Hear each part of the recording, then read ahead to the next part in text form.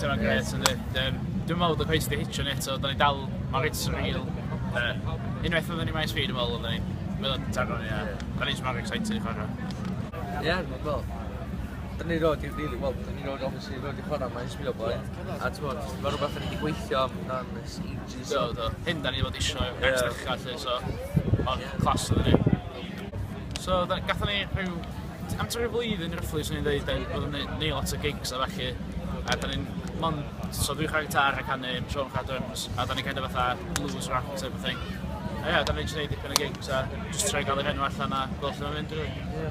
Wel, so, gyda ni'n mynd na, gyda ni maes fi, a wedyn, dwi'n meddwl, da ni eisiau mynd i weld lle mae Brwydr Brandiau mynd â ni wedyn rili, a go with the flow.